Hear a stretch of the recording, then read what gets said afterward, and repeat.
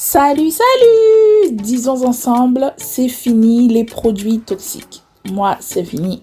Comme convenu dans ma précédente vidéo, je partage avec toi une pommade facile et rapide, mais naturelle, pour une pousse de folie et de choc. Cette pommade est à base de plusieurs plantes vertes qui favoriseront la pousse de mes cheveux et le volume, telles que la roquette qui est une plante qui lutte contre la chute, stimule la repousse, fortifie et embellit les cheveux. De plus, elle adoucit, répare les cheveux abîmés et apporte brillance à la chevelure. Nous avons aussi le persil que vous connaissez déjà.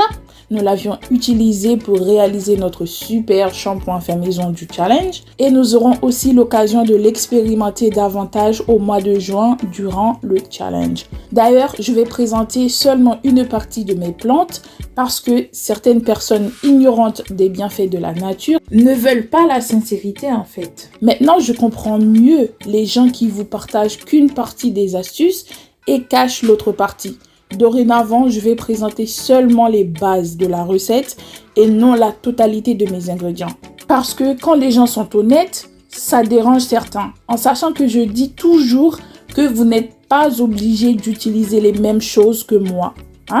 Bref, après, ne venez pas me demander « Ouais, Didi, donne-nous les secrets de ta pousse, patati patata ». Non, je vous donne seulement la base de la recette et vous allez vous débrouiller. Parce que là, non. Ensuite, vous pouvez ajouter de la menthe, notre plante du mois que nous sommes en train d'utiliser en soin. Nous avons déjà l'huile pour la peau et les cheveux. Vous pouvez choisir de faire votre pommade avec une ou plusieurs plantes qui feront du bien à vos cheveux. Moi, toutes ces plantes que j'ai mises, c'est des plantes que j'aime beaucoup, que j'ai déjà essayé individuellement, donc c'est comme vous voulez.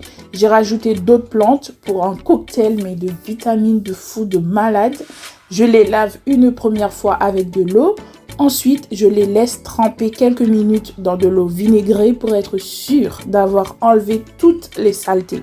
Je vous conseille de faire cette étape la veille pour laisser le temps aux plantes de jeter les gouttes d'eau. Ok, comme ça c'est sûr. Après, j'enlève toute l'eau pour découper et mixer mes plantes avec de l'huile qui facilitera le mixage.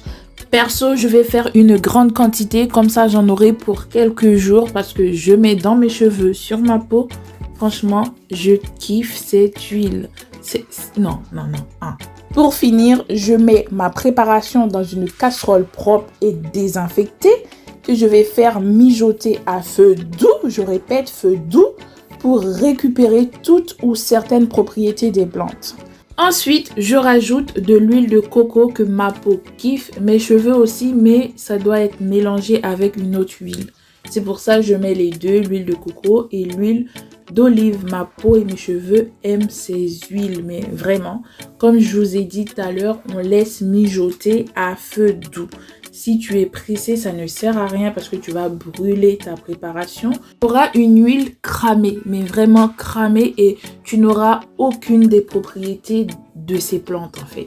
Tu prends le temps, je laisse à feu doux et malgré que j'avais mis feu doux, mais commence à mousser, mais j'avais peur. C'est pour ça qu'il faut rester à côté du feu. Tu vois, quelques minutes après, ça commençait à mousser.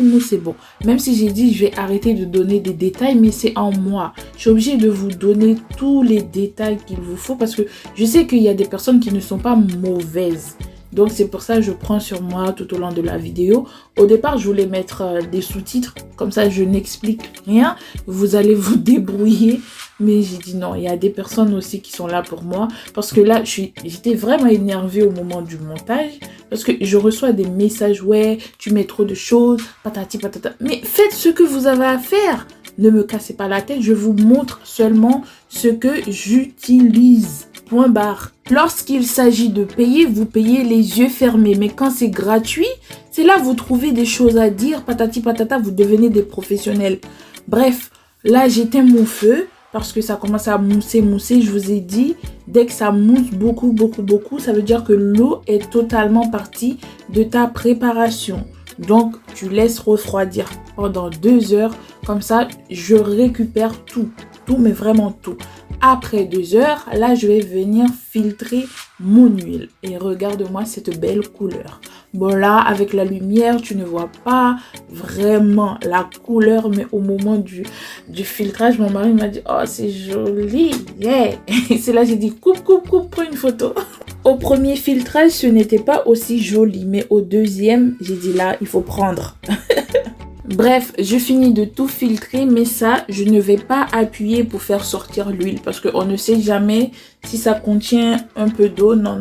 Je prends simplement l'huile et je vais appuyer dans un autre contenant. Comme ça, je vais prendre cette partie-là pour faire mon masque et ça ne va pas durer longtemps en fait. Comme ça, l'huile n'aura pas le temps de se gâter.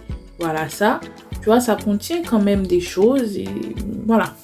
Après filtrage, tu peux rajouter de la vitamine E. Moi, je vais mettre un peu de Cosgar. Après avoir mis le Cosgar et de la vitamine E, je n'étais pas sereine. Je me suis dit non, t'as filtré une fois, ce n'est pas bon et tout. Et franchement, j'ai dit non, je vais filtrer une deuxième fois. Et c'est à ce moment-là, monsieur a pris la superbe photo. Et qui est-ce qui a raison? C'est Bibi. Franchement, j'allais gratter pour rien, non. Et là, je vais mettre dans mon bocal propre et désinfecté, bien sûr, ok? Et tu peux rajouter des choses pour l'odeur et tout, mais moi, je voulais laisser neutre, comme c'est pour faire des choses. Comme ça, je vais petit à petit mettre de l'odeur soit dans la crème pour la peau, pour les cheveux. Tu vas personnaliser ça comme tu veux. Moi, je laisse l'odeur neutre. J'aime bien, c'est la nature. C'est parfait. Bref, assez blabla. C'était la base de notre pommade. Là, je vais rajouter 100 g de beurre de karité. Tu peux rajouter le beurre de cacao, le beurre de coco. C'est comme tu veux. Tu prends le beurre que tes cheveux aiment. Donc, je prends 100 g, il me semble. Et ensuite, je vais rajouter de l'huile de coco, du beurre de coco si tu veux. Et ensuite, on va rajouter notre base. Je vais rajouter, il me semble, 10 cuillères. Allez, on va compter, mais il me semble que c'était 10. Tu me diras que c'était 10, mais je pense que c'est 10. Bref, je rajoute 10, tu peux rajouter plus si tu veux, mais moi, je voulais vraiment la partie huileuse en fait. Et c'est ce que j'ai eu. Ensuite, je vais mettre au bain-marie. Tu baisses un peu le feu, ok, comme ça va fondre tranquillement. Et ensuite, je prends un contenant qui résiste à la chaleur et je verse tout simplement mon huile chaude, d'accord? Il n'y a pas de magie, il n'y a pas de secret. Tout est là, tout est simple. Ensuite, je vais laisser quelques heures au frigo où tu laisses comme ça à l'air libre, ça va prendre. Et là, quelques heures après, voilà ma pommade déjà prête. Mais franchement, qu'est-ce que tu veux de plus? La nature nous a tout donné. Et là, je vais te montrer comment est-ce que je l'applique. Je l'avais montré dans mon ancienne vidéo. Tu peux aller voir. Plutôt, je vais te laisser ça là. Et là, j'avais fait mes boules. Du coup, j'avais mis avec ma crème adoucissante à la patate douce, ma dernière vidéo. Et j'ai scellé l'hydratation avec ma pommade que j'ai appliquée de la racine jusqu'aux pointes. Il y a une personne qui m'a demandé comment est-ce que j'utilise ma pommade et mon huile de pousse. Ben, tout simplement, soit j'alterne en fait. Soit je mets la pommade de pousse ou je mets mon huile de pousse. Du coup, quand je mets les deux, je mets la pommade sur les longueurs et l'huile de pousse dans la racine. D'accord? Perso, j'aime bien utiliser les deux en même temps. Je mets la pommade pour sceller l'hydratation ou dans les racines et dans la semaine, j'utilise mon huile de pousse, tout simplement. Regarde comment mes cheveux volent dans le vent, c'est encore bien hydraté et l'huile pour la pousse pour accélérer le tout.